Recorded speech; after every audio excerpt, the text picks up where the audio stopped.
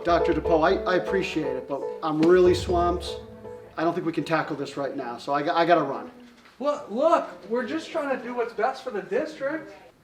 As district math specialist, I think the community wants to hear more about math. Dr. DePoe, I agree with you, but renaming the entire show? What was the name again? The Math Show with Ed DePoe. Not quite sure about that one. Oh, come on, it's not like anybody needs another episode with a guy in a purple cape. Oh, no, don't get me wrong. People love the cape. I love the cape. I bought my son the cape. But I think they'll appreciate it more if we give them a break from it. They'll have that next time.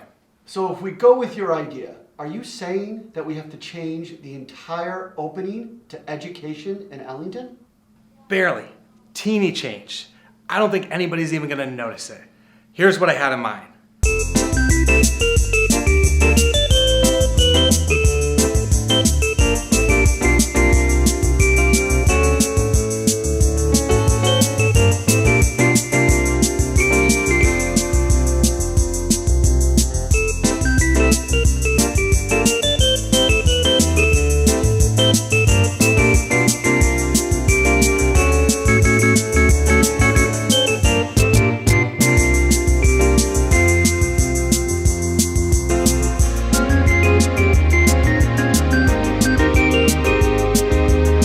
So, what'd you think?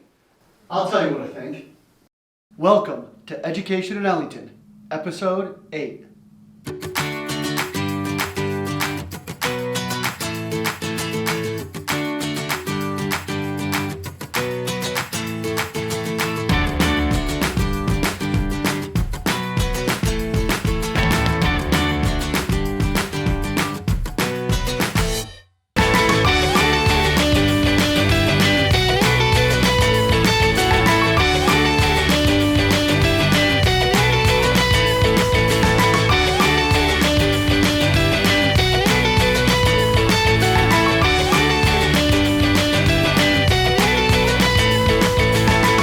Is this going on the Ellington YouTube channel?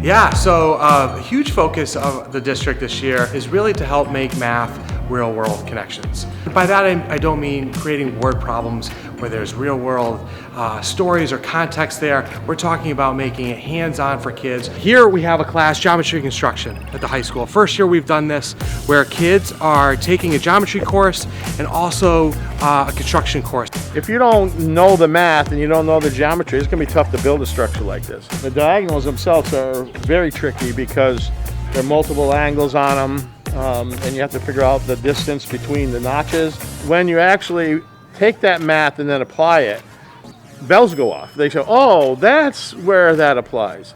Whenever you can make those real-world connections, they always work better. When students are experiencing a bit of struggle or a bit of frustration, it always helps if they can relate the concepts of what they're learning to something fun and meaningful in their own life, such as using the measuring cups. Reminded some students of using them for baking. And students might say like, oh, I never noticed those lines on the measuring cups, or I never knew what they meant. And then we could talk about that. We even talked about how like there are two languages for measuring, just as some of the students here speak two languages. I think it was very fun because it involved math. What was it called? The measuring cups? I liked it. I did learn how to how many fractions were in it. Wanna lie in the sun.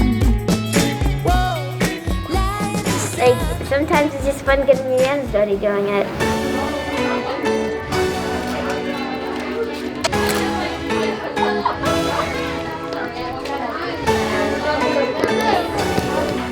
Yeah, we're trying to make like a waterfall. When the water drips down here, it can also come down here and be like. They're creating landscapes which they're then going to test next week. Yeah, And to see how the water rolls off. See how the water flows. Yeah. And then talk about the watershed of the town of Ellington. Oh, really? They're going to connect it to Ellington? Absolutely. Oh, cool. Absolutely. Awesome. When you're teaching them topographical models, how to read them, how to use them, you are dealing with real world problems and the problems that they have in their own lives. If you fertilize your lawn and you over fertilize your lawn, the water's going to go somewhere. It doesn't just stay in your yard, it doesn't just stay local. And for the Crystal Lake kids, it ends up in the lake, and it ends up in the little stream, and it eventually makes its way to the ocean through the Thames River. It makes them a little bit more aware of the things that they do in their yard actually make a difference to the larger world around them.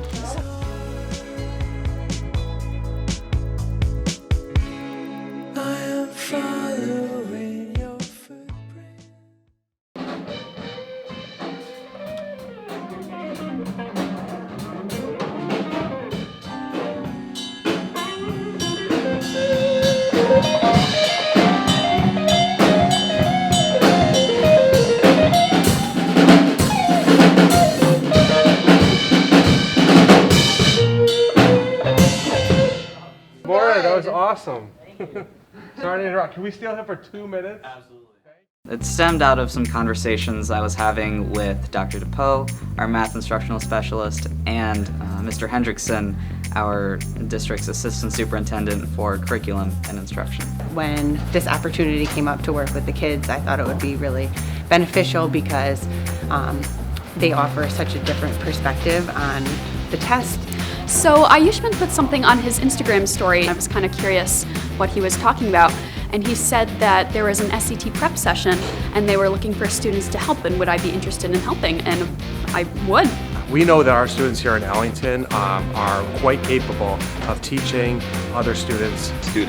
We just took it last year, so it's much easier to tell them what to do and for them to really trust what we know. A few kids on the way out, they're like, they told me that I made a lot of sense, and that there were some questions that they were struggling on, but now they sort of knew how to go ahead with them. We could have the silver students involved on the Google Classroom.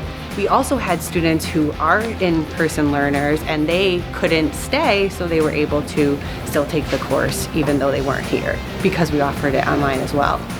I also just saw around like flyers in the school, so I was like, oh, that's actually a good opportunity to hop in and see what it's all about.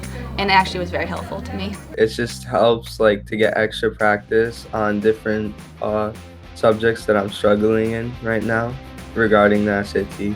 And they were really engaging, the students that were like at home, like me, Silver, and the kids that were in class. Students know how students learn very well.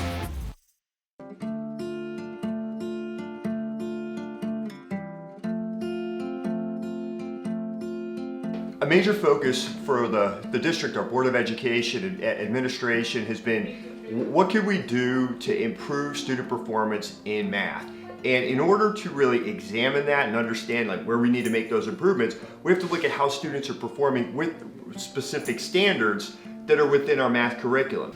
And one way we've done that this year is to make our mathematical assessments digital.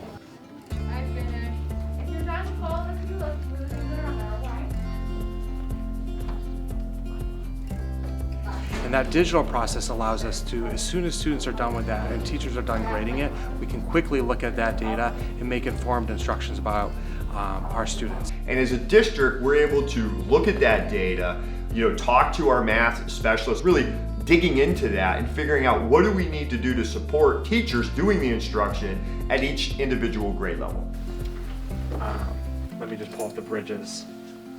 We've pulled up the EdgeElastic data for the Grade 5 Unit 4 post-assessment, and this shows us performance across the district. This has actually been so helpful to us, especially this year where getting together to meet in person has been even more of a challenge, even within the building because of time constraint. But with EdgeElastic, we have the district data readily available.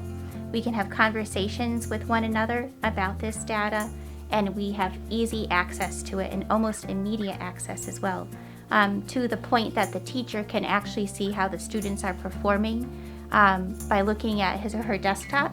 We can actually see the students' work and the responses to the question. Many teachers have now administered at least 2 or 3 Edulastic assessments, and we've really been able to grow our practice. One of those practices has actually been having students show their work using scratch paper, paper pencil. Just as equally helpful for our silver students. So we're able to assess silver students in the same way we do within classroom and see how we can help those students at home as well.